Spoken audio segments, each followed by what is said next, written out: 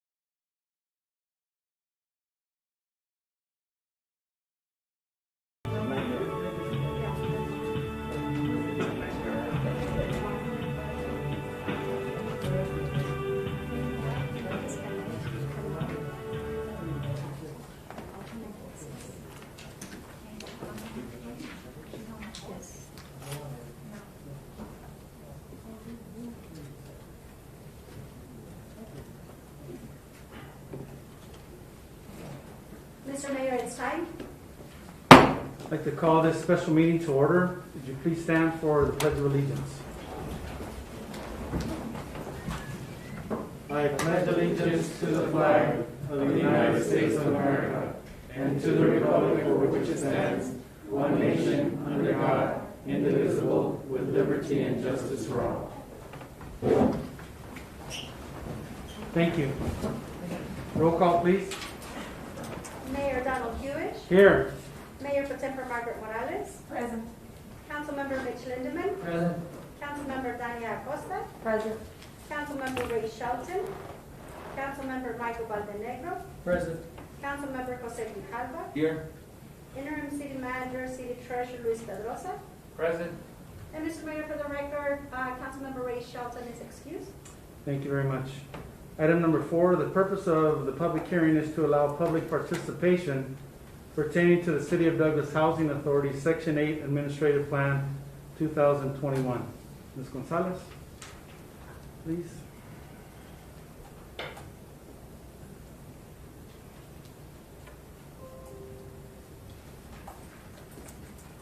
Good evening, Mr. Mayor, members of the council.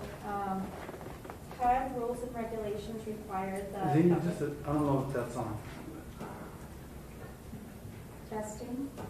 Is it good? Is it just my ear? We're good? Thank you.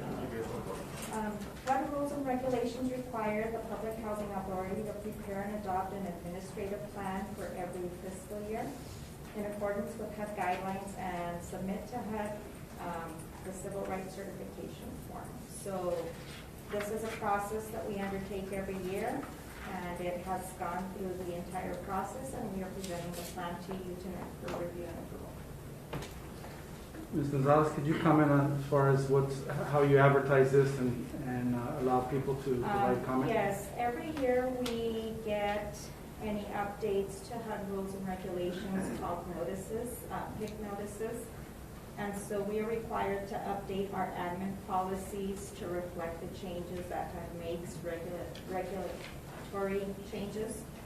And we make the proposed changes to the plan. We schedule a resident advisory board meeting with residents of our program.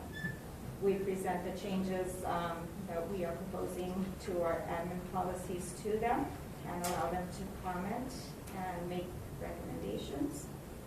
And then we put the proposed changes out for public review and comment for a period of 45 days. Excellent. Okay, we'll open it up to anyone that would like to comment on the Douglas Housing Authority Section 8 Administrative Plan for 2021.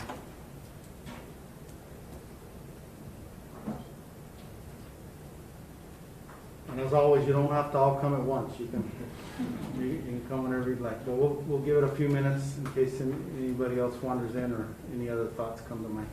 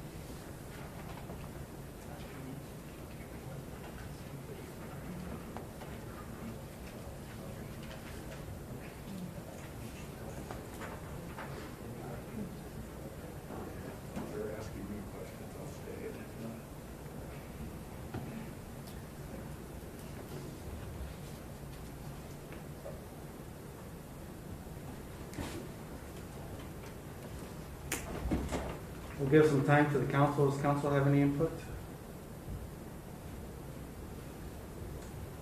Mayor, Yes, please, Mr. Redmond. I just want to once again commend Mrs. Gonzalez for all this exceptional work that she does on behalf of the city and this program. Thank you very much. Well said, Mr. Redmond. Hearing none other, we'll move to agenda item number 5, adjournment. May I have a motion? Mr. Mayor, Yes, Mrs. Morales. I move to adjourn special meeting. Is there a second? Second. Motion by Mrs. Morales, second by Mrs. Acosta to adjourn the meeting. All in favor signify by saying aye. Aye. Any opposed, nay. Motion carries. We stand adjourned at 5:51. Those that are here, the council meeting will start at 6 p.m.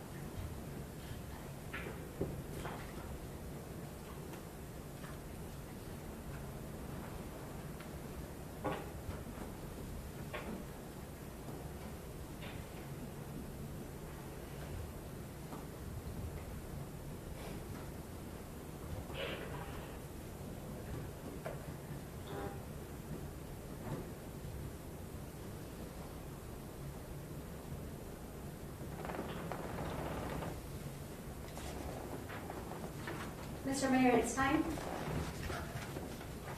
I'd like to call this meeting to order. Please stand for the Pledge of Allegiance and remain standing as we have an invocation. I pledge allegiance to the flag of the United States of America and to the republic for which it stands, one nation, under God, indivisible, with liberty and justice for all.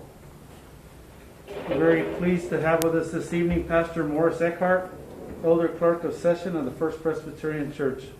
Pastor Eckhart, please.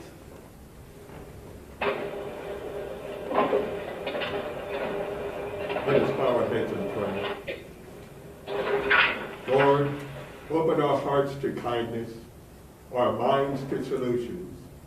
Bless our leaders with wisdom, our city employees with determination, and the citizens of Douglas the will to take care of one another.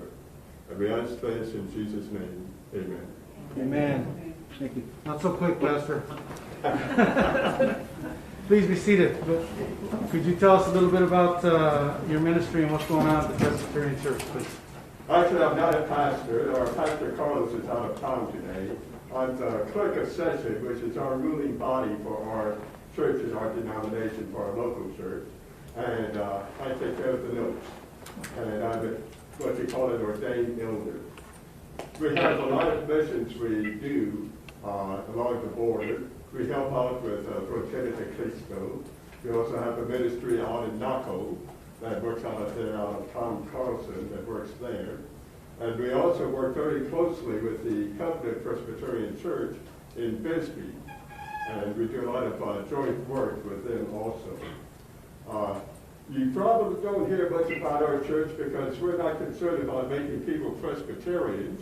We're concerned about leading them to God and to know our Savior, and that's as far as we go.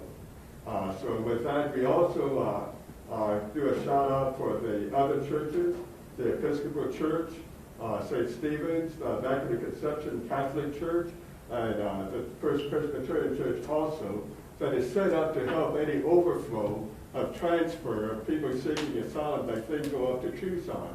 So the process, after we get the overflow at St. Stephen's, and then anyone that's too late to be transported to Tucson on that day, then the men with children with no mothers will stay at the Immaculate Conception Hall, and the woman and children, if they have them, will stay at the First Presbyterian Church, and then they will be heading out.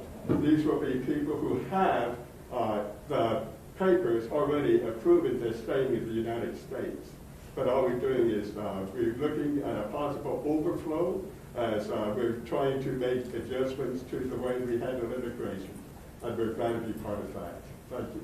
Well, thank you, Elder. Appreciate it, and Godspeed.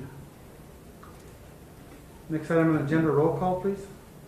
Mayor Donald Hewish. Here. Mayor Pro Tempore Margaret Morales. Present. Councilmember Mitch Lindemann. Present. Councilmember Dania Acosta. Present. Councilmember Ray Shelton. Councilmember Michael Valdenegro. Present. Councilmember Jose Guijardo. Here. Interim City Manager, City Treasurer Luis Pedrosa. Present.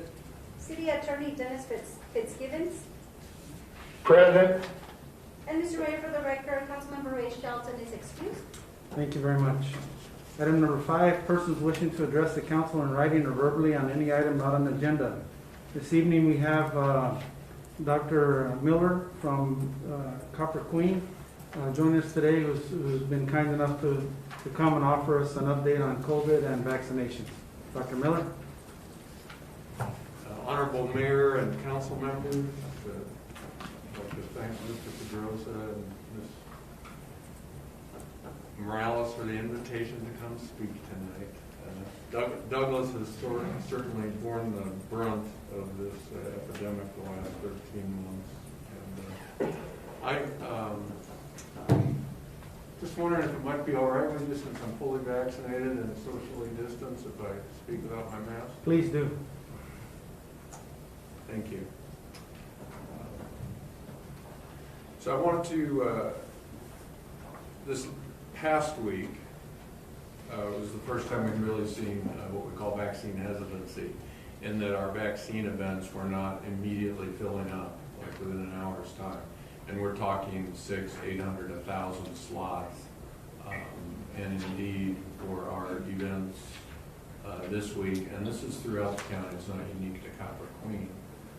There's been a lag in vaccinations, and so I wanted to address that a little bit because I don't think it's the time to stop. I have had previous discussion with Mayor Hewish.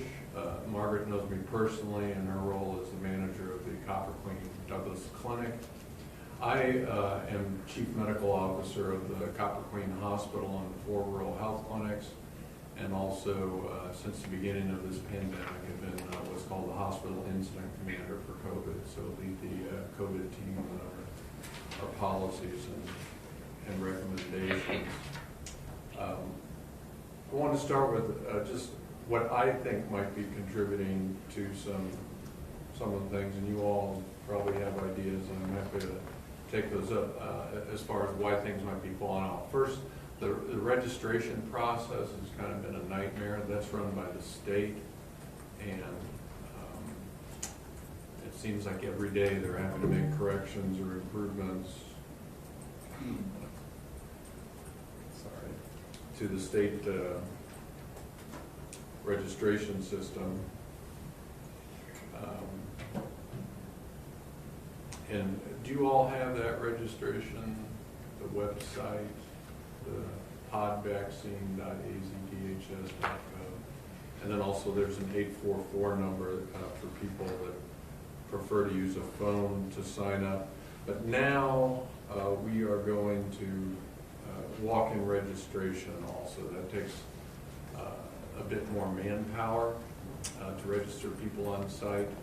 But for example, Bisbee tomorrow has at least 200 open slots for the clinic, the Bisbee Rural Health Clinic, and walk-ins between 9 and 4 will be welcome.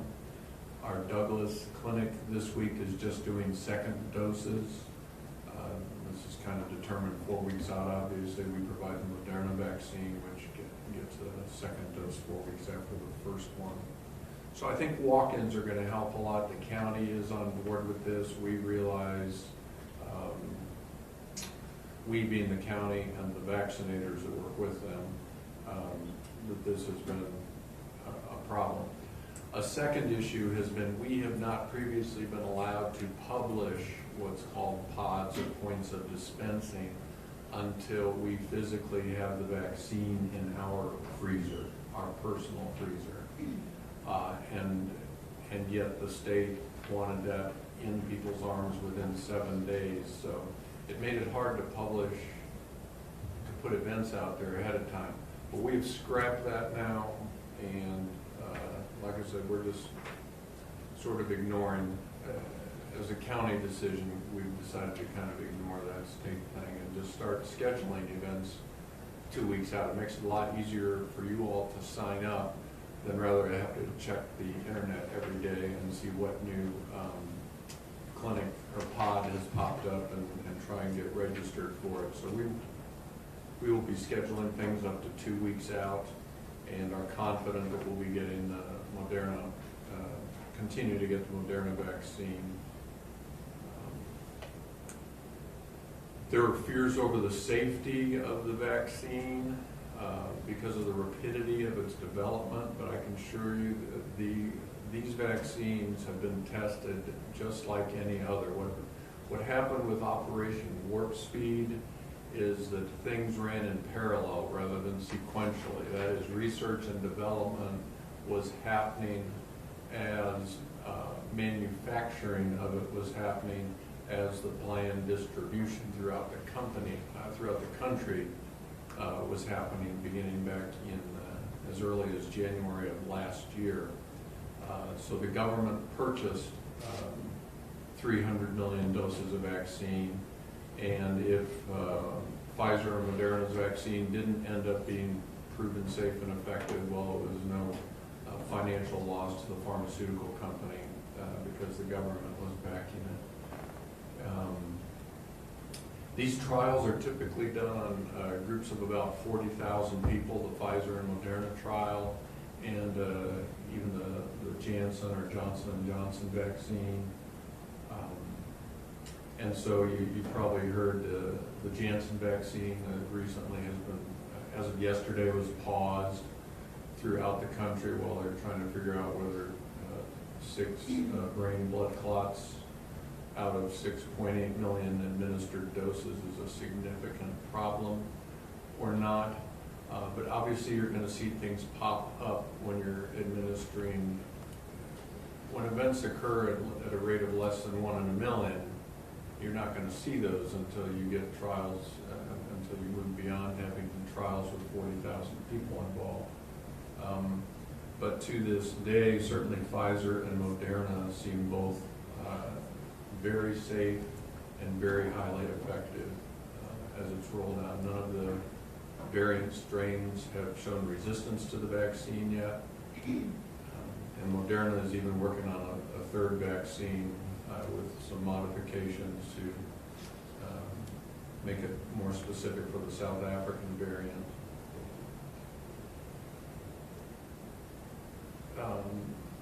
We see, as COVID cases decline, we always see less interest in testing, much less interest in. There's a direct correlation with the amount of disease currently going on. And these 2 big spikes here were the holiday season, and for 5 weeks we've been in this area with 65 cases a week in the county versus 1,200 cases a week. And so we're in this flat part here where it's just kind of smoldering along at 65 new cases per week. And I think that's part of, that also plays a role. And I mean, who likes needles? Not many people. And so I'll just, the disease seems to be dying off, which it isn't. And so I'll just hold off on getting the vaccine. And then finally, there's a lot of myths that came out with the vaccine, and I'm happy to address any of those. These would be things like you're getting injected, that Bill Gates has put in a micro tracker in you. If there's metals or pork or the mark of the beast in the vaccine. None of these are true. If you're worried about being tracked, then you need to look more seriously at your cell phone and your web browser than your vaccine. There is no pork as far as Muslim and Jews. There's no pork involved in this vaccine. There's no mark of the beast. That came out of an enzyme is used called luciferase, and before you all gasp, this was named 120 years ago by a scientist, and it is the enzyme that makes fireflies' tails glow. And luciferase means light-bearing, and that is used in seeing what's going on in the petri dish in the development phases of the COVID vaccine, but there is no luciferase or anything in the vaccine itself. The vaccine itself is very, very, very simple. It contains a little bit of messenger RNA with a little fat coating around, a little coating of fat, which is why we have to keep it at 90 degrees below zero. And then there's a little salt and sugar, and that's the 4 ingredients in the Moderna and Pfizer vaccines. The Janssen vaccine is a little different than that. Are there any questions that I might answer? I would say I would encourage people. We know herd immunity is important, and that this pandemic is not going to stop until we have herd immunity. And you hear figures from 70% to 90% out of the same person's mouth at different times of the month. I think the real figure is 65%. Epidemiology is a science with equations to calculate when herd immunity occurs. And the best information we have about COVID-19 The variable that you need to figure out is how many people does an infected person infect, and that determines when herd immunity occurs. Measles is one of the most infectious diseases there is, and typically an infected person in a measles-naive population will infect 19 others. With COVID, it's about 2.8 people will get infected. So while it seemed highly infectious, when you get that 2.8 figure and you plug it into the equation for when herd immunity occurs, that comes out at 65% of the population needs to be immune. And you get immune only two ways, getting infected or getting vaccinated. And so until we reach that 65% level, life is going to need to stay as unbearable and miserable as it's been this past year. And we don't, we know that Douglas, or the 85607 zip code, has had somewhere in the ballpark of 5,000 infections. And you've had the, back here, and you've had 8,964 vaccines so far. So that's doing real well. Realize everybody, the website I went to for populations, you guys can figure out the accuracy of that, but it said 17,956 is what it is for the population of the 85607 zip code. And everybody needs to get 2 injections, so we're off to a good start with 9,000 here. And I can certainly tell you that it seems like an awful lot of people in Douglas have been infected. I see patients here as well at the Douglas Copper Queen Clinic, and a flag pops up when we open somebody's chart if they've had COVID. And I would say more often than not, I get the little flag that this person has been infected with COVID. So there is immunity coming soon between infection, but I would certainly encourage people to get vaccinated. I think it's really refreshing and exhilarating to be invisible to COVID right now, which is how I feel. And all that, and I think, we need to start getting our lives back to normal, and that's going to take getting vaccinated, or as I put in my little updates to Mr. Pedroza, get infected or get injected. Those are your choices. Thank you, Dr. Miller. Does the council have any questions? Mayor? Mr. Lindeman, please. Doctor, thanks for giving us all this information. I just had a quick question. If you had to look into the crystal ball, will this be a yearly COVID vaccination, like a lot of us get the yearly flu vaccination? Will COVID become a yearly one? Yes. The crystal ball, I don't know. There's distinct differences between the flu and COVID. With COVID, we're dealing with a distinct virus that occasionally mutates a little bit.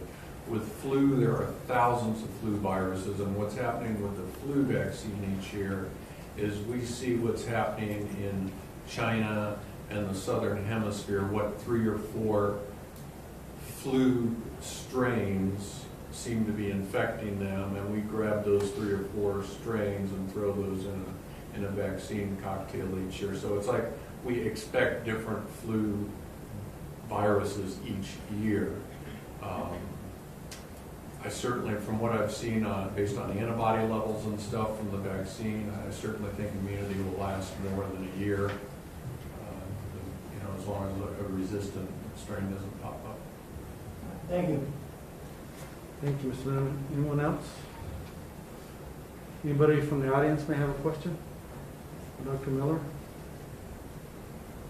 We have an educated group, it looks like. Thank you very much. Thank you, Dr. Miller. I really appreciate it. Mr. Mayor, we also have the the certificate for Dr. Miller. Oh, yes, thank you very much. Appreciation. Just by way of information, Dr. Miller has provided us from the get-go weekly numbers, if not bi-weekly or tri-weekly numbers that come down, and we wanted to give him a small token of our appreciation in helping us be able to make good decisions on our behalf. And I'd like to invite the Vice Mayor down with me to present this.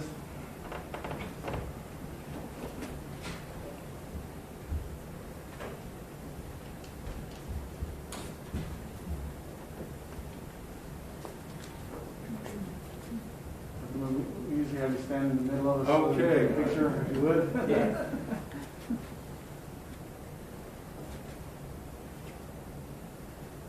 One more. 1, 2, 3. Thank you. Thank you very much.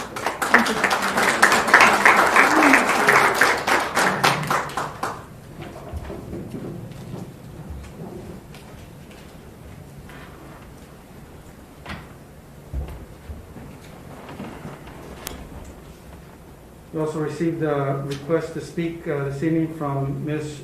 Shanita Garcia. Ms. Garcia, Here I am. please.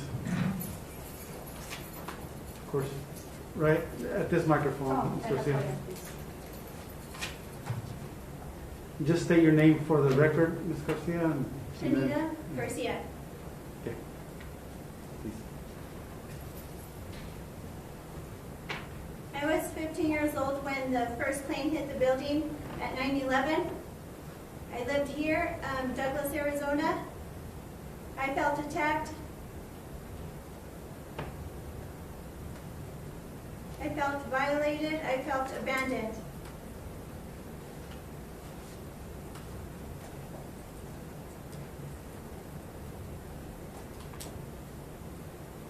People come through the border unlawfully, and I would like to see them come.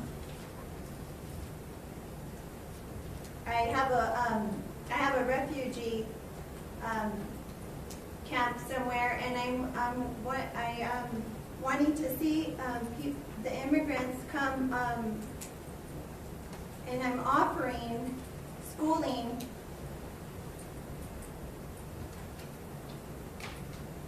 I'm a Pentecostal, and I am also an illustrator.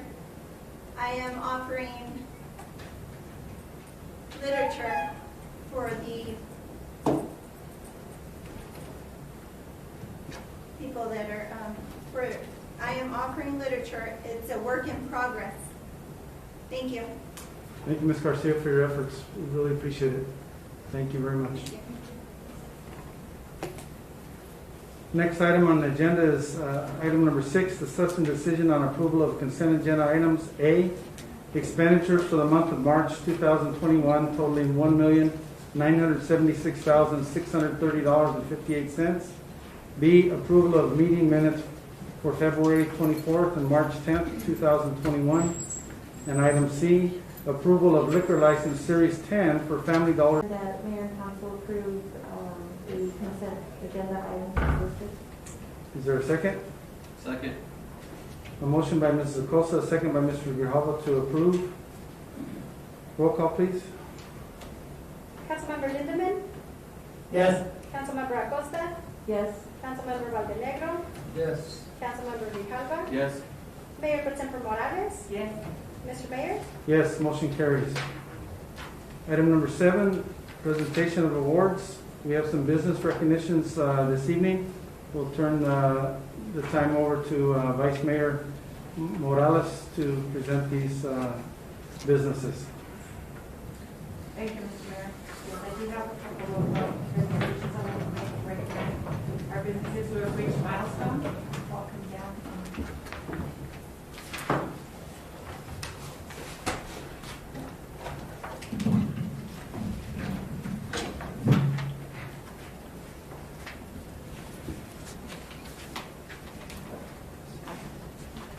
For 5 years in business in Douglas, I have Saguaro Podiatry Associates, and I'm not sure they were able to send someone, but I will get their certificate to them.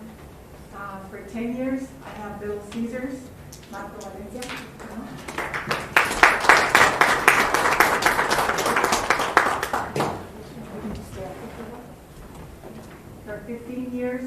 like to recognize Dollar Tree, and I know they weren't able to send anybody here.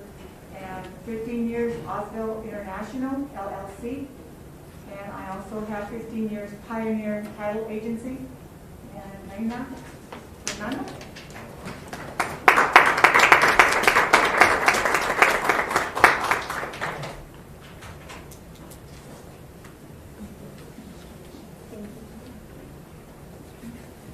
And then for 20 years, I'd like to recognize O'Reilly Auto Parts, Gustavo Montaño.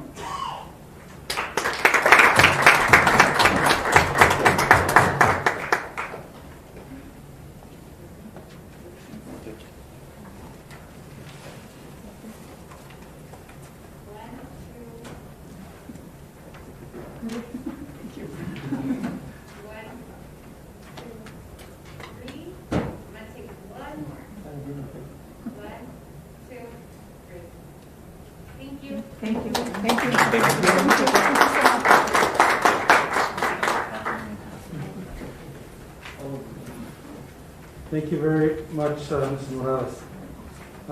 Item number 7B, we have a reading of a Fair Housing Month proclamation, which I'd like to do at this time. It reads as follows. Fair Housing Month.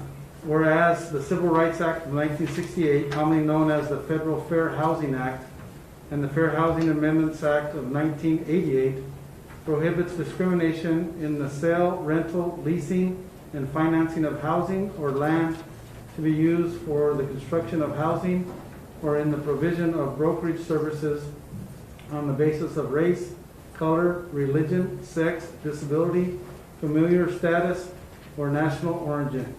And whereas the policy of the United States is to provide within constitutional limitations fair housing throughout the United States through the 1968 and 1988 Federal Fair Housing Acts, which declare that it is a national policy to ensure equal opportunities in housing, and whereas April has traditionally been designated as Fair Housing Month in the United States, now therefore let it be known that I, Donald C. Hewish, Mayor, on behalf of the City of Douglas Council, do hereby proclaim the month of April as Fair Housing Month in the City of Douglas, and urge all citizens of this community to comply with and lend their support to not just the letter of the law, but the spirit of fair housing and opportunity for all. In witness whereof, I have hereto set my hand and caused the seal of the City of Douglas to be affixed this first day of April 2021. We'd like to present this to our Housing Director, Dina Gonzalez.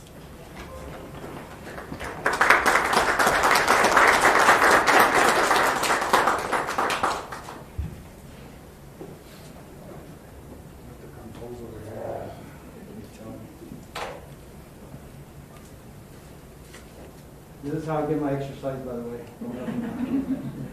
1, 2, 3. One more. 1, 2, 3. Thank you so much. Thank you, Mayor.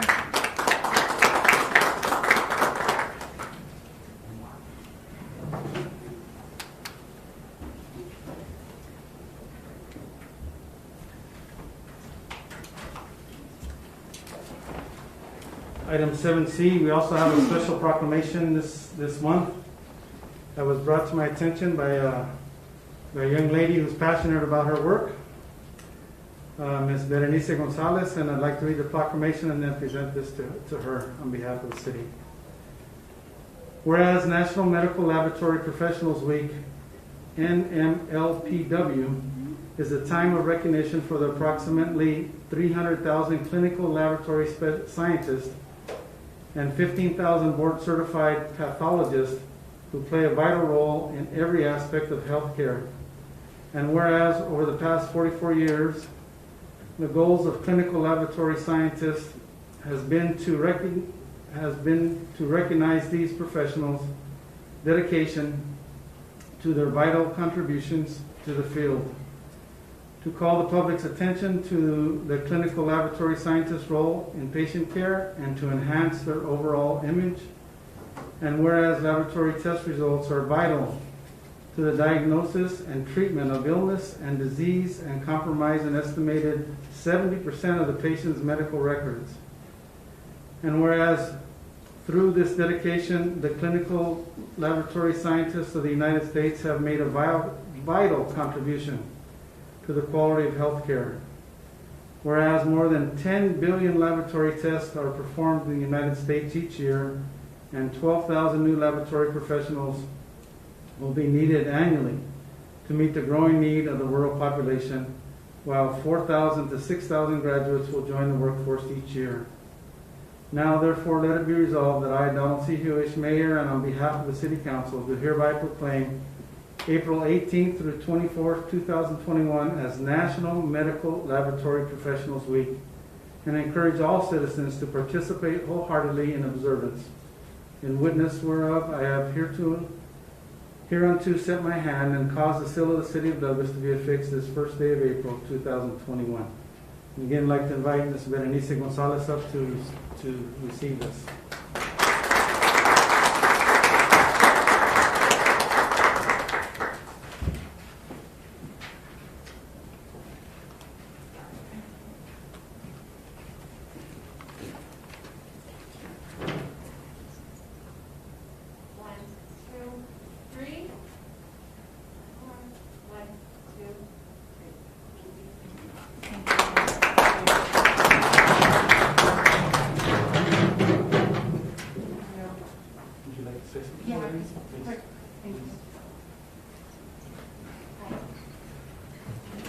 Well, that was very emotional for a lap person, so excuse me if I tend to choke up a little, but so I guess I'll read what I wrote. Good evening, Mr. Mayor, council members, ladies and gentlemen. My name is Berenice. I am a laboratory assistant at Copper Queen. So basically, you come to me when you need your blood drawn. That's what I do. And a future medical laboratory scientist. One more year to go. My family and I are proud to say that we are from this area for more than 60 years. I still remember coming down to Douglas and being excited to pass the tunnel, stay at the Gadsden as a child, or even get ice cream at the old Dairy Queen. I do miss the tunnel. For the last 5 years, I have been working in something that I never thought that I would love as much as I love it, the lab. Most of you probably don't know, we're more of the back of the house type of thing. But I'd like to introduce you a little bit about what we do. We basically run your blood for tests and other specimens that you give us at the lab, and we determine, you know, if there's something wrong, if there's something, everything's good, and all that stuff is what we do in the lab. And as Mayor said, you know, 70% of medical decisions are based upon the work that medical laboratory scientists do. That's a big chunk, and we're very proud to be part of that. Just this year alone at Copper Queen, we processed and ran more than 10,000 COVID tests. During the pandemic, Copper Queen Lab never closed its doors to patients both here in Douglas and in the surrounding areas. Our continued vigilance and service ensured that people of Douglas and the Cochise County always had quality lab work available and in a timely manner. We are proud to be the backbone of medicine, but most of all, we're very proud to be part of the Douglas medical family. I want to tell all my fellow laboratory scientists that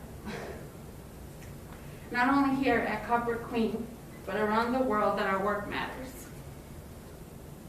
And let's be proud of that work. So I want to thank also our managers, our laboratory managers that we have, who encourage us to go forward and who encourage us in the time when we wanted to kind of curl up in a ball and cry because of this wonderful year we've had so far, and encourage us to continue to move forward, not only for ourselves, but for our community. Thank you so much, Mayor, for this recognition. Thank you. Thank you very much. So, all of you like me, if you used to call these people the vampire, take it easy now. Recognize all they do for us. Item number 8, we have a presentation this evening by SIP tech pertaining to the Douglas Transit Site selection and environmental study. Mr. Pedrosa, would you introduce our guest, please? Yes. Good evening, Mayor, members of council. I'd like to introduce Mike James. He's presented it to us before. Today's presentation, Mr. James will be presenting the results of the site selection study and the work that the Transit Advisory Committee did. So with that, I turn it over to you, Mike, please. All right, thank you. Mayor Hughes, members of the council, it's my honor to be back again speaking with you. And continuing on the theme, I'm very fortunate to have had my second vaccination. Again, my name is Mike James, and going to our first slide here, presentation overview. Really have two things that we want to do tonight that are really important. One is we want to present to you the preferred site for the Transit Administration Office building, and then two, seek comments for the two additional sites that we're still considering for a location for vehicle storage for the transit fleet. Also want to let everyone know that as we advertise this meeting, for folks that want to come and listen or comment, we do have a transit vehicle for those that need to get a ride home in the city. If they need a ride home, it'll be available after the meeting. So that is, we wanted to offer that as well as we did last time. So just a quick reminder on the project purpose. Really, we were hired to work with you to identify a preferred site or sites to accommodate a new transit administration building with customer service functions. Ideally, this would be a centralized transfer facility that would have passenger waiting amenities, a place where all the routes come together, have service for the customers, and a really convenient location to use the transit system. Additionally, we want to conduct the appropriate level of environmental work to make you eligible for future construction grants for the project. So I will jump ahead here. I got that control. So we're nearing the end of our study process. Today we are presenting the preferred sites and have a couple questions on a couple other sites. And then with that information, we'll be doing our final report and documentation so that you can move forward with additional grant application to the Federal Transit Administration, which your city and you're already starting to work on that. So the preferred site for the Transit Administration Office was Site 2 on this map here, which was southeast corner of 9th Street and G Avenue. So that's the vacant parcel just south of the Melrose, and you'll see a close-up of that on the next slide, so I'll get a little more detail. And then we're asking for your consideration and comment on sites for the vehicle storage in two locations. One is the existing location at First and F, and the second is at the Sulphur Springs and Lawrence location, which is the existing maintenance facility that the city already is utilizing. So jumping to that first location, here's a little bit of a better picture. You can see that this is a privately owned property. It's located in the heart of downtown. It's in a high activity area where a lot of people want to go for different reasons, whether they're coming downtown to shop, whether they're coming to get government services, medical services, just be in the heart of downtown. This is a really good location. It contributes to that downtown activation and activity that you guys are working so hard on. And additionally, it's supported by the business outreach. So when I was back talking to a lot of folks in November, the main theme that I heard is that this transit center, this transit office and location really needs to be in the downtown area, and the fleet storage needs to be kind of out of downtown because it's not as active use for the downtown area. So we're here today presenting this as the preferred location for the transit building. Additionally, we're seeking your thoughts and comments on the next two sites for the vehicle storage. So this is the existing site. You can see it's a city-owned property. And there's really kind of two parts to this property. The west side has an existing building that was a former women's shelter, and some other buildings and on-site constraints. So it's not really the best location as far as moving vehicles in and out, efficiently. It functions, but not as well as it could for an efficient transit system. Additionally, there's a large portion of the east side of the property that is entirely vacant. However, this site is being used for large storage. As the large mining equipment comes into the town, it's being stored on that property. And if that site was developed for a transit facility, it would require the city to close additional streets to move in that equipment and store it. So there would be some impacts to building on that property as far as the city is concerned. So those are really what we wanted to present to you is, show, hey, this is what we found when we worked with our technical advisory committee. We scored all the evaluation criteria that I presented back in November, and really these were the sites that came to the top. So the next, the next site, and excuse me, this is the City Maintenance and Public Works, and it's not at 5th and Douglas. It's actually at Lawrence Avenue in Sulphur Springs, so apologize my typo there. But this is the existing maintenance facility. It's a city-owned property. It has existing security and fencing, and as you know, there's several people that work out there and maintain the vehicles. There's material storage and other activities on the property. And one of the benefits of this site, it would be very close. If the bus needed to go in for service, it would be right there on the site. So consolidating those uses. So those are the two sites that we're seeking your comment for consideration as we're looking to finalize the study. So with that, I'd love to take any questions or comments or discussion. Thank you, Mr. James.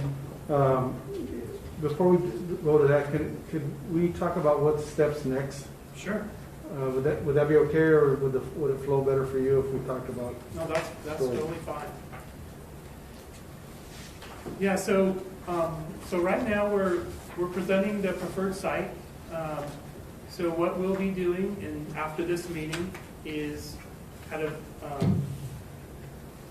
getting any comments that we hear from you, taking kind of that feedback back to our technical advisory committee, and kind of finalizing our recommendation.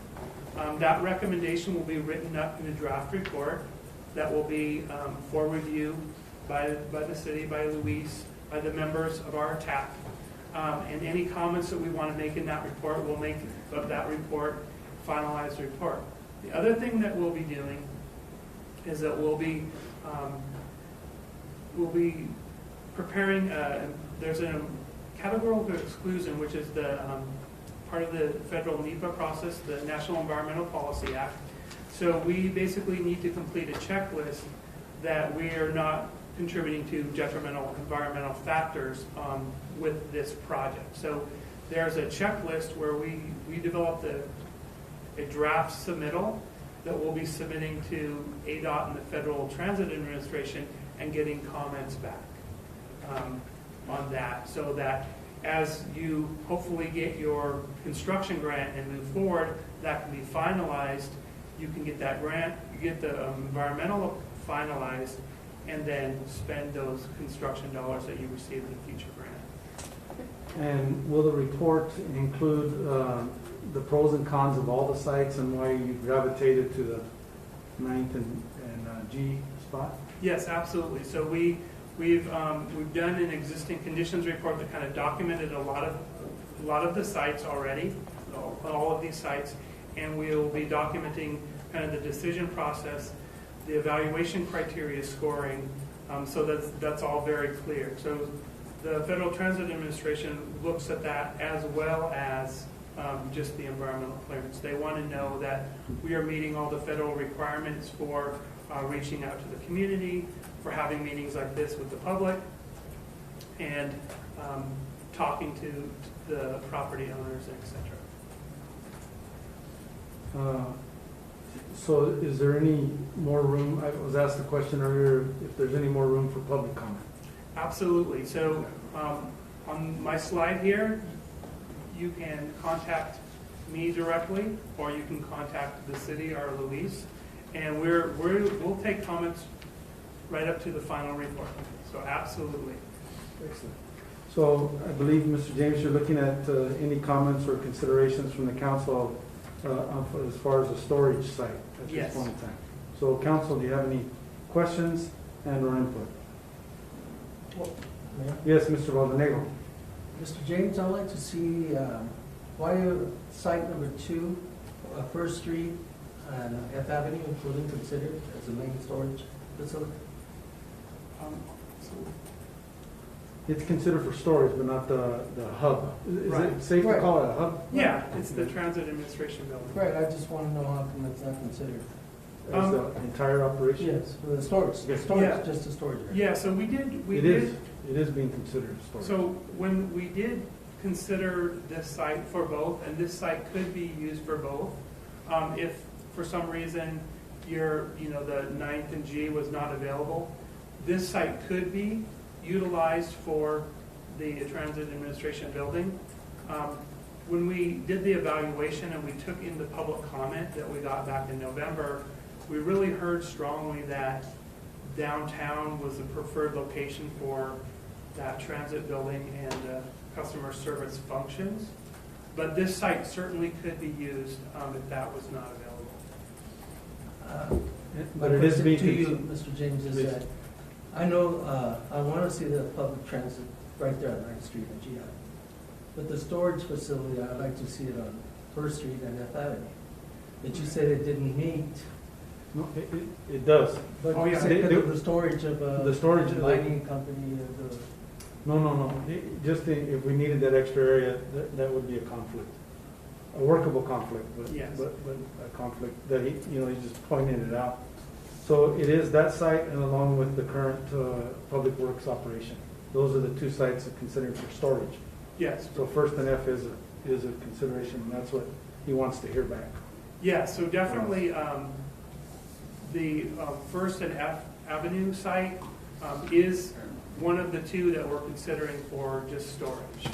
So that site would need improved, as you know, would need improved security, and probably some better functions for the operations of moving the buses in and out. But yes, this is definitely a site for consideration.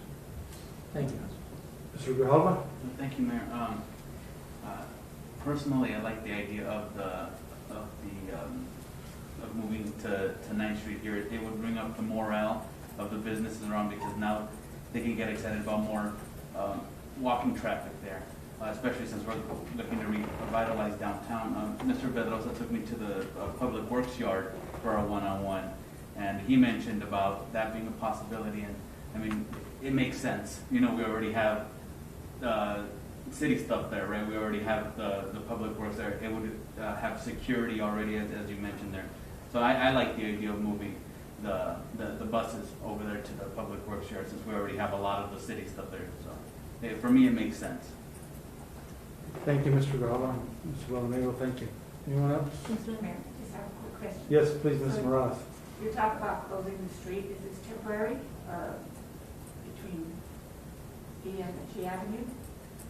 So any street closures would just be when the equipment would be moved in, I think, across the border. I understand it comes in the very large mining equipment, comes in and it's actually being stored. I drove by the site earlier today. I think there's about 4 large pieces of machinery out there occupying that site. So my understanding is that as that would be coming in, you would have to close streets or locate that in the streets. Maybe Luis, you know a little bit more about this. You can comment. Yes, thank you, Councilmember Morales. What they were alluding to was that if we were to utilize that space on First and Ave, which is currently used to stage some of the mining equipment that is used to cross to International Avenue into Mexico, that they would need somewhere else to be staged, or street closures would need to happen in order for that type of equipment to be transported through town, basically. So that's just something to consider as we consider both sites for fleet storage. I just concerned you might close my clock and going home. And of course, all that would be solved with a new port of entry, so. Yes. Mrs. Acosta? Thank you, Mr. Mayor. It seems to me that site number 2 makes sense for the Transit Administration Office based on, the efforts that we're trying to make in revitalizing downtown and with our strategic planning as well. So that seems to be like it makes sense to have the administration office there. As far as the vehicle storage, it seems like Site 6, the city maintenance yard, already has some of the things that we need for storage too, so that might, I don't know if that translates to some cost savings on not having to, develop Site 3 with the security and like you mentioned, the maintenance or fleet maintenance is already there too. So if there's any issues with the transportation or the buses, they're readily available to be worked on. So that's my perspective on that. Thank you. Mr. Renneman, did you have anything? No, thank you. I'm good. Thank you. I have a couple of things, if I could, Mr. James, is I'm not convinced that it needs to be downtown. And I have a bigger vision of money-making tax revenue coming through on a corner critical as 9th and G. So that's my thought, and I've asked the Mr. Pedrosa to get with the transit people and try to break down what exactly our clientele is and see how we can hopefully mesh those together. I, for one, also, as far as storage, to me, the only sensible site is the public works yard, and primarily because of the the maintenance that's needed. It's right there. It can be viewed. It wouldn't have to be a separate operation when the bus drivers come in to check their fluids and everything. If they need fluids, they're right there and can take care of those things. So it makes a lot of sense to do it out there. So that's why I think the site for storage. And again, I'm going to need a little bit more convincing on 9th and G to do that. We would like to thank you, Mr. James, for that. And again, we'll be putting this up on our website and such, and so people can have an opportunity to see what's going on in the process. And we thank you so much because it's much needed. We can't continue to operate where we're at, and that's just the reality of it. So we appreciate this, and we're looking forward to move forward. Yeah, thank you, Mr. Mayor. One of the things, just to piggyback on your comment about economic development, if the site was clear and at some point in the future you wanted to do a joint development where you would have transit functions and a commercial function, that is possible. There's a program through the FTA where they will allow that. So that's another tool that you could utilize. So. Excellent. Thank you, Mr. Yeah. You just relieved a lot of fears. Thank you very much. All right. Thank you very much. Thank you. Okay, item number 9. I need to declare a conflict of interest as one of my sons works for the company that is on this ordinance tonight. So I'll turn item number 9 over to Vice Mayor Morales.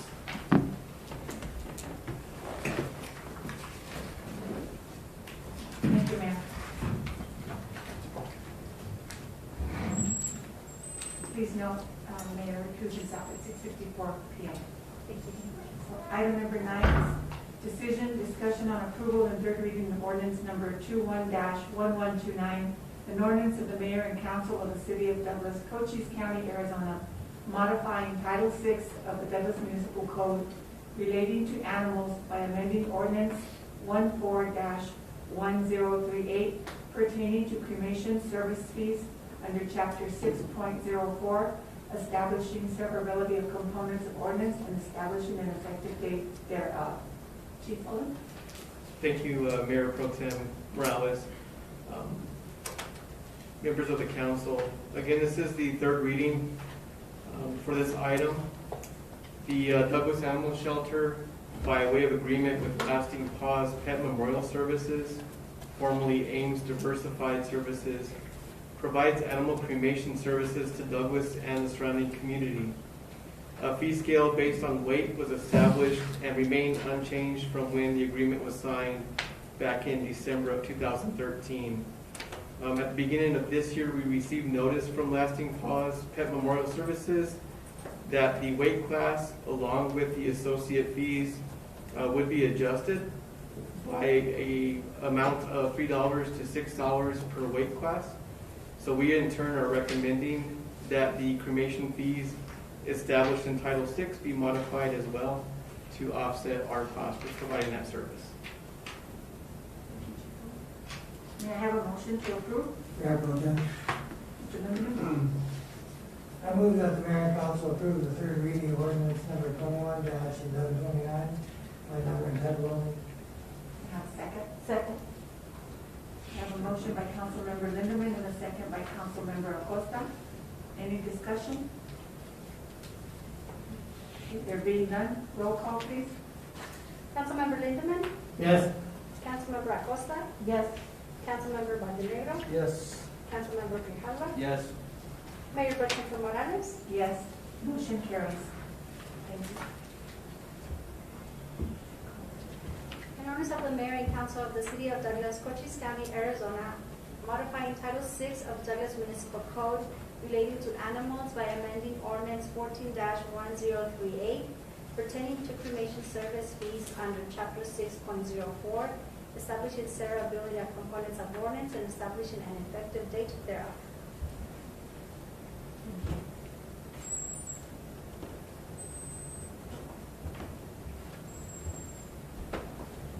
Mayor, we turned at 6:57 p.m. Thank you. Thank you all for being patient with me. Item number 10, discussion decision on approval of second reading of ordinance number 21-1130. An ordinance of the mayor and council of the city of Douglas, Cochise County, Arizona, levying upon the assessed valuation of the property within the city of Douglas subject to taxation a certain rate upon each $100 of valuation sufficient to raise amount estimated to be required in the annual budget, and providing funds for general municipal expenses and for the fiscal year ending the 30th day of June 2022, establishing severability of components of ordinance and establishing an effective date thereof. Miranda, please. Thank you, Mayor, members of the council. Again, this is the second reading for this item. Every fiscal year, the city of Douglas is required to adopt its annual property tax levy and submit certification of the levy to the Cochise County Board of Supervisors no later than the third Monday in August. The city was notified on 2/12/21 of the 2021 net assessed primary valuation for the city. And we're bringing this for your consideration in order to allow the levy to be adopted in conjunction with the budget. The following information pertains to the 2021 tax levy information. The primary assessed value for the city this year is $56,666,778. Primary assessed valuation went up $341,438, or 0.6%, and this excludes new construction. $940,467 was added to the tax rolls for new construction. The recommended property tax rate for this year is to keep the city's property tax rate at 1.1591, which would levy $656,825. And the levy is a slight increase from $652,867 to $656,825 for a total increase of $3,958, and that's due to new construction added in the year. Staff recommends keeping the property tax rate at 1.1591, which would slightly increase our levy by $3,958 due to new construction. The city's portion of the property tax levy on $100,000 assessed value would remain the same as last year at $115.91 per year. On the average home valuation of $70,000, it would be $81.14 per year. and the tax levy will be used to pay for the general operation expenses of city government.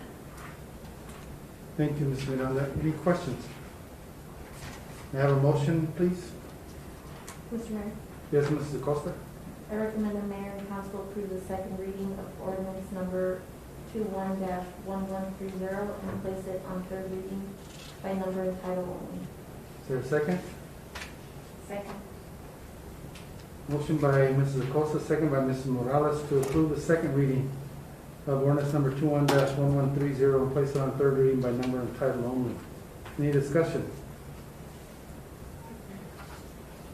I don't want to scare anybody because that's not my way of doing things, but there's a current policy that's being debated at the state level right now to reduce, that will reduce state shared revenue. And if that happens, unfortunately, we would probably have to look at increasing the property tax in future years to be able to compensate for that. So if you would like to know more about that and who you'd like to call, the representatives, to tell them that please don't hurt us, please let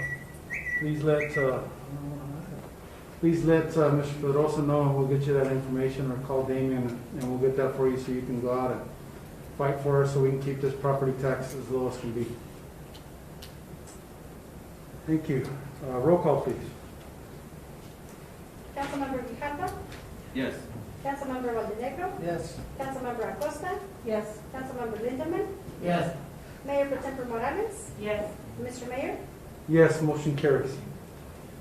An ordinance of the mayor and council of the city of Douglas, Cochise County, Arizona, levying upon the assessed valuation of the property within the city of Douglas, subject to taxation, a certain rate upon each $100 of the valuation, sufficient to raise the amount estimated to be required in the annual budget, and providing funds for the general municipal expenses, all for the fiscal year ending the 30th day of June 2022, establishing severability of components of ordinance and establishing an effective date thereof. Thank you. Item number 11, discussion decision on approval of resolution number 21-1454. A resolution of the mayor and council of the city of Douglas, Cochise County, Arizona, authorizing the acceptance of a vehicle donation transfer from Southwest Gas Southern Arizona Fleet for operational use by the city of Douglas Fire Department. Chief Lomeli, please. Good evening, Mayor, members of the council. Through the vehicle donation program of the Southwest Gas Corporation, the Douglas Fire Department has been selected as a recipient. The vehicle that is up for donation to us is a 2008 Ford pickup truck with a utility box. We hope to use this truck as a technical rescue truck once it is upfitted and equipped for rope rescue, water rescue, trench rescue, confined space, and hopefully also extrication. But the emphasis will be on technical rescue. Staff is asking for your approval to accept the donation of this vehicle. Thank you, Chief. May I have a motion? Mr. Mayor, Yes, Ms. Morales. I move that mayor and council approve resolution number 21-1454. Is there a second? Second. Motion by Mrs. Morales, second by Mr. Valdenegro to approve resolution number 21-1454. Any questions? Mayor, Yes, please, Mr. Lindemann. Chief, all of the things that you mentioned that you could be used, can that be accomplished when this vehicle is not a four-wheel drive? Yes, sir. I realize it's a duty, but, you know, there's some circumstances that you gotta have a four-wheel drive. I understand. Yeah. Unfortunately, a four-wheel drive wasn't an option. It's very nice of Southwest Yes, Gas it to is. give us the donation anyway, but that's all. Thank you, Mr. Lindemann. Very good question. Any other questions or comments? Thank you. And of course, if for some reason when you got into the truck, it didn't look like it could be used for that purpose, you still have need for usage in other areas, should as fallback. Correct. Thank you. Roll call, please. Councilmember Grijalva? Yes. Councilmember Valdenegro? Yes. Councilmember Acosta? Yes. Councilmember Lindemann? Yes. Mayor Pro Tempore Morales? Yes. Mr. Mayor? Yes, motion carries. Item number 12, discussion decision on approval of resolution number 21-1455, a resolution of the mayor and council of the city of Douglas, Cochise County, Arizona, adopting the City of Douglas Public Housing Authority's, the PHA, administrative plan for fiscal year 2021 and authorizing the submission of civil rights certification to the U.S. Department of Housing and Urban Development, HUD. Ms. Gonzalez, please. Good evening, Mr. Mayor, council, members of the council. Once again, HUD rules and regulations require that the Public Housing Authority prepares and adopts an administrative plan for each fiscal year of our operations. We met with our resident advisory board in early February.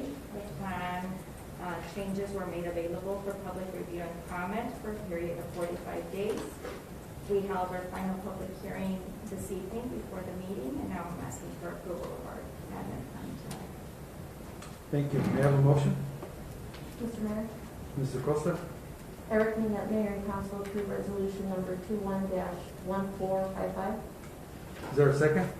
Second. Motion by Mrs. Acosta, second by Mr. Baldenegro to approve resolution number 21-1455. Any questions or comments? Hearing none, roll call, please. Councilmember Lindemann, Yes. Councilmember Acosta, Yes. Councilmember Valdenegro, Yes. Councilmember Grijalva, Yes. Mayor Pro Tempore Morales, Yes. Mr. Mayor, Yes, motion carries.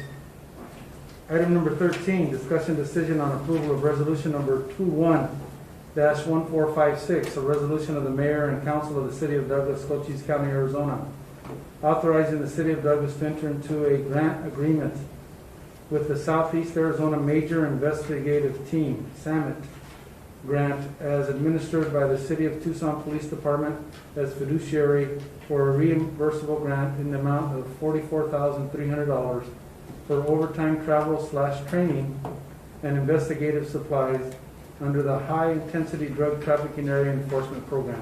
Chief Fuller, please. Mr. Mayor, members of the council, this is an annual grant program requiring approval for each funding cycle. This will constitute the 9th such renewal. The grant period for this resolution is January 1, 2021 through December 31, 2022.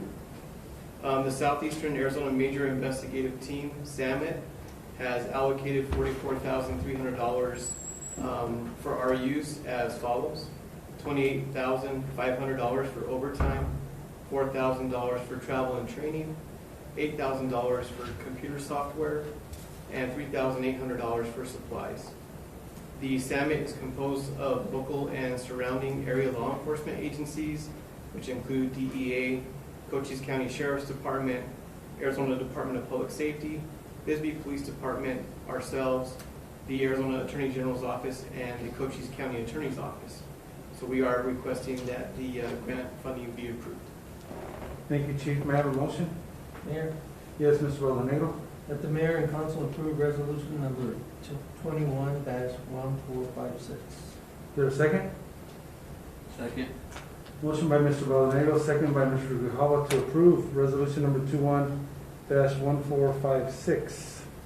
Any questions or comments? Mr. Mayor, Yes, Mr. Morales. I want to commend Chief Fuller for continuing to get this grant. I think you've been getting it for how many years now? This will be the 9th such year. Congratulations. Thank you. Could you, I'm going to put you on the spot, Chief. Could you speak a little bit about how this expands your efforts? What this does is it allows us to collaborate with those agencies mentioned. It expands our capabilities both in terms of resources and personnel, equipment, and investigative resources. So it allows us to take a team approach to addressing the various problems that we have in and around our community. Excellent. Keep us safe.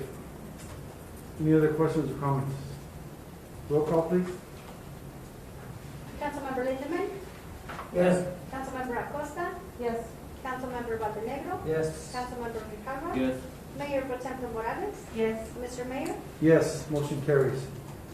Item number 14, discussion decision on approval of resolution number 21-1457, a resolution of the mayor and council of the city of Douglas, Cochise County, Arizona, authorizing the city of Douglas to accept grant funding in the amount of $1,500 from the Walmart Community Grants Program to be used for the Douglas Leisure Services Department for recreational programming. Ms. Smith, please. Good evening, Mayor and Council. Earlier this year, the Leisure Services Department applied for funding to Walmart's Community Grant Program. This grant is an opportunity and part of Walmart's commitment to giving back to the community before they operate. We were notified in March that we were awarded $1,500, and we're asking you tonight to accept that grant funding. This funding is going to be used for recreational programs, and we're working on an outreach program to fund it. Thank you. May I have a motion? Mr. Mayor, Mrs. Acosta? I recommend that Mayor and Council approve resolution number 21-1457. Is there a second? Second. Motion by Mrs. Acosta, second by Mr. Balanego to approve resolution number 21-1457. Any questions or comments? Mayor, Yes, please, Mr. Grijalva. I just want to thank Mrs. Smith because I know now that COVID's winding down, the community is ready to get back to normal. And really that's your department there. The kids have something to do, the parents have something to do, and I just want to thank you for it. Thank you, Councilmember Day. Thank you. Anyone else? Thank you. Roll call, please. Councilmember Grijalva? Yes. Councilmember Valdenegro? Yes. Councilmember Acosta? Yes. Councilmember Lindemann? Yes. Mayor Pro Tempore Morales? Yes. And Mr. Mayor? Yes, motion carries. Item number 15, discussion decision on approval of resolution number 21-1458, a resolution of the mayor and council of the city of Douglas, Cochise County, Arizona, authorizing the execution of the co-location intergovernmental agreement between the city of Douglas and Cochise County Superior Court, and the Douglas Justice Court number 2 for court services in the applicable district. Mr. Pedrosa, please. Good evening once again, Mayor and Council. The city currently has a court consolidation agreement with the Cochise County that consolidates the operations of the Douglas Municipal Court and the Douglas Justice Court. The agreement needs to be updated to a co-location agreement between Cochise County Superior Court, Douglas Justice Court number 2, and the city of Douglas. The new agreement is now a co-location agreement where the Douglas Justice Court number 2 and Douglas Municipal Court occupy the same facility.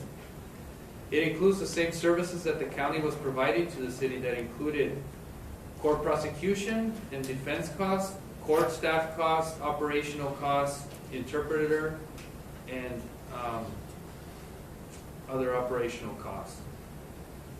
The county would also apply the Douglas fine revenue towards these costs. So any of the citations that we charge for, that revenue would get applied towards those costs that get charged to the city. The new agreement presents a different formula to attribute these costs that will be charged. And it's basically based on the caseload, calculated as a percentage of overall municipal and justice court caseload. The percentage that is being calculated for fiscal year 21-22 will be 50.97%. The differences from the difference from Douglas fine revenue and operational expenses calculated at 51% will be the cost the city will need to pay. The new cost for the city will be $187,400 for fiscal year 21-22. This is an increase of $36,000 from $36,400 that will be charged this fiscal year of 2021. The city understands the costs operating the court, and that includes the defense, the prosecution, and operational costs, and the formula that is attributable to the caseload that we currently produce. The costs for operating the court have increased, and we understand that the formula will continue to provide a reasonable amount as we move forward. Basically, we'll be paying in accordance to the caseload that we receive. Staff recommends entering into the co-location agreement with Cochise County and continue the existing operations of utilizing the county for the operations of the municipal court. Thank you, Mr. Pedrosa. May I have a motion? Yes, please. Would the mayor and council approve resolution number 21-1458? there a second? Second. Motion by Mr. Baldonado, second by Mrs. Acosta to approve resolution number 21-1458. Questions, comments?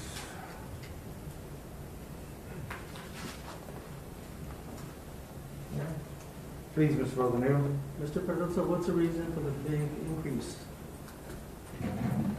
Mr. Baldonado, the increase is due to some operational costs that were not being charged to the city of Douglas before. Those included operational costs such as utilities, staffing costs. Also the formula was being calculated in a different way. And this time around, it's basically based on the caseload that we produce. Because of the current caseload, 51%, we're basically paying half of the costs attributable to the operations of the court.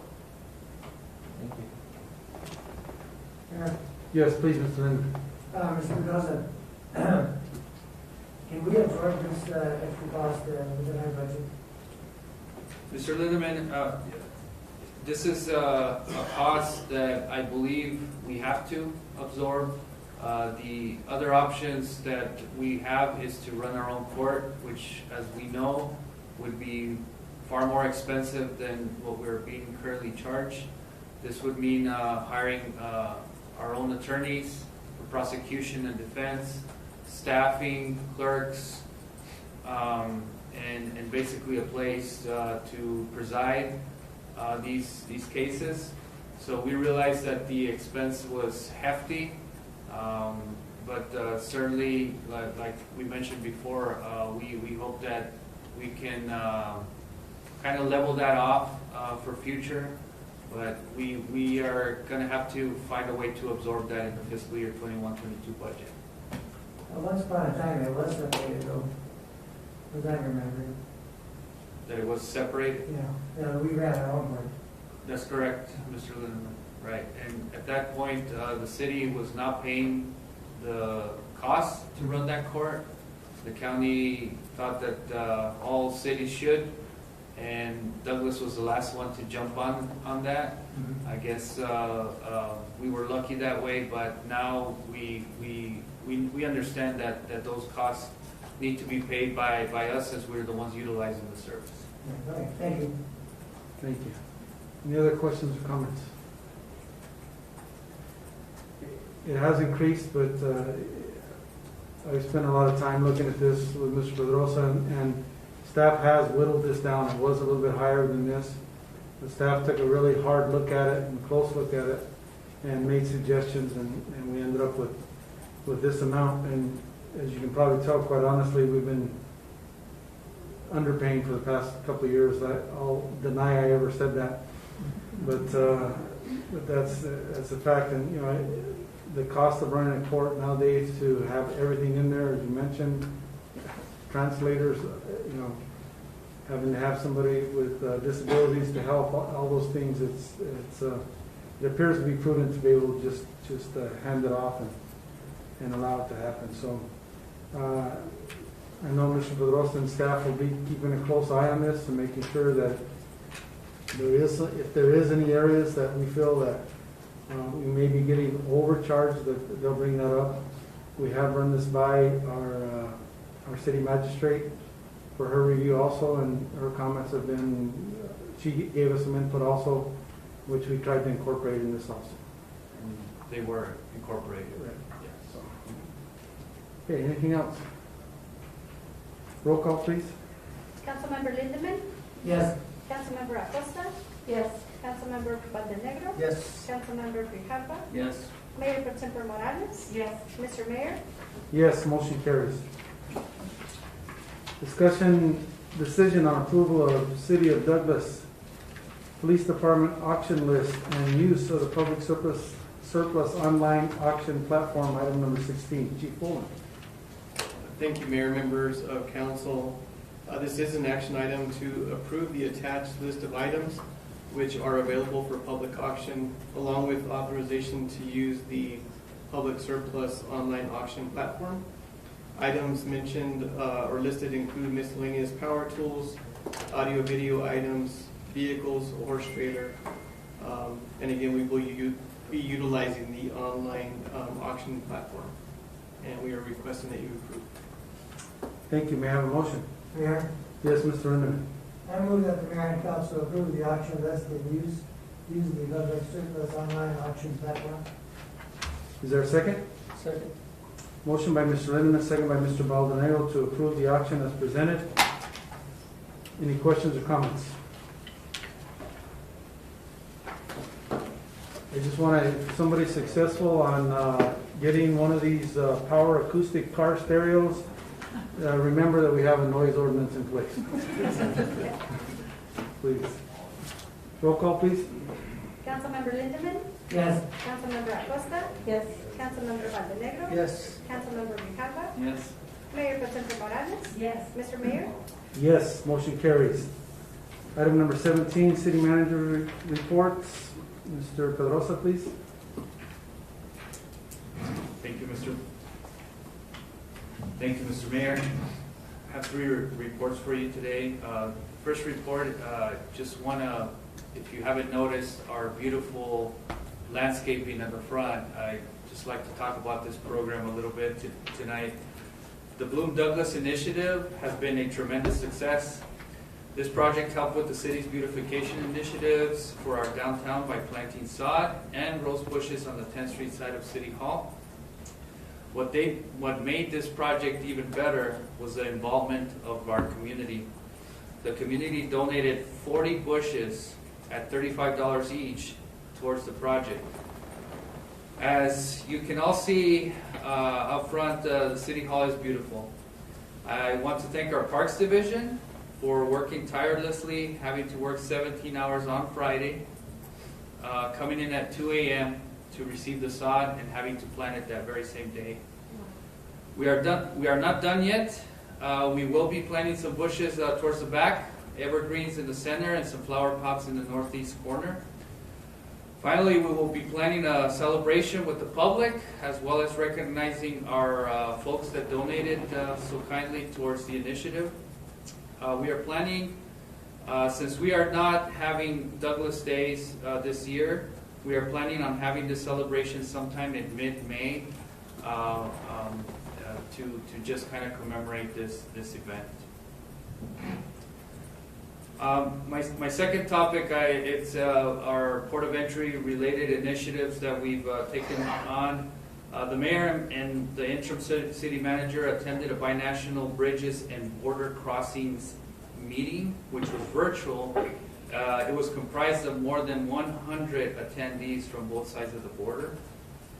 California and Arizona port of entry projects were presented along with our port of entry efforts, this time where they were presented by CBP.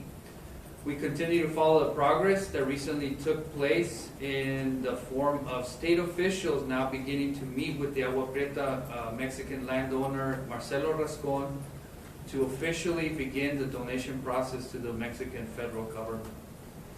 These meetings were prompted after our technical meeting held in February with Mexican and U.S. officials asking for an update on the progress in Mexico. There now have been 3 meetings held in Mexico and now conceptual drawings made of the inspection facilities and connector road to Highway Mexico 2. The mayor also attended a meeting today to brief the State Speaker Bowers regarding our port of entry needs, as well as our needs if we were to start getting migrants at our borders. My third report today is regarding to on the April 7th, we had a ribbon cutting ceremony to celebrate the Bay Acres Sewer Project. The project has reached substantial completion and is pending final inspections and chip seal of the roads. The project connected 342 homes to the city sanitary sewer system.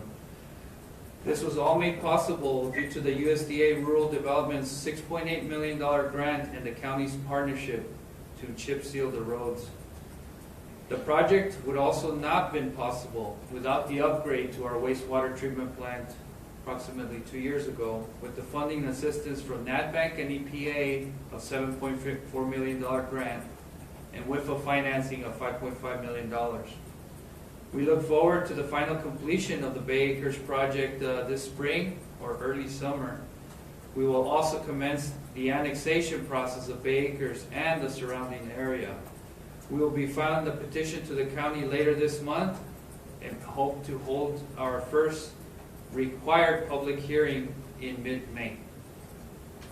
That, Mayor, Thank you, Mr. Pedrosa. thank you. Item number 18, informational items and reports from council and future agenda item requests. Mr. Grijalva? Thank you, Mayor. I just wanted to remind the public, distribution day at the food bank is this Monday. I want to thank Ernie and his department for the tour he gave us, he gave me and Mr. Pedrosa. I encourage my colleagues at council to go to these departments. One of the reasons why I asked for these tours was now that we're in budget season, kind of wanted to see what our employees have to work with, what their needs are. So I appreciate them welcoming me in that tour.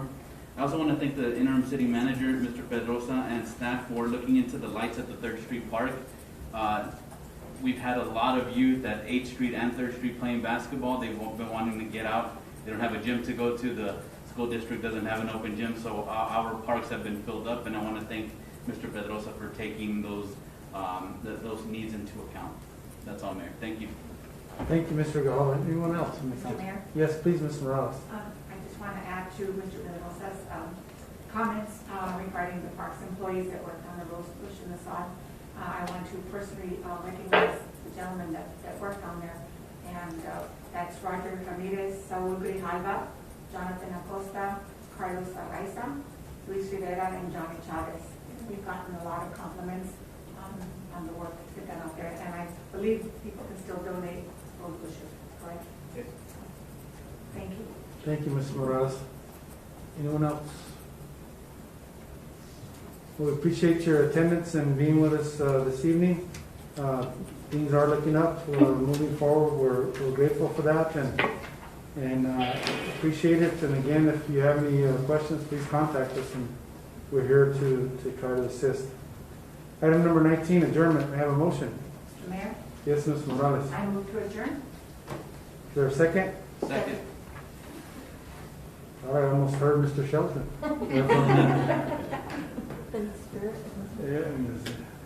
Motion by Ms. Morales, second by Mr. Grijalva to adjourn the meeting. All in favor signify by saying aye. Aye. Any opposed by nay? Motion carries. We stand adjourned at 7:27. Thank you, Dennis. Thank you, Dennis.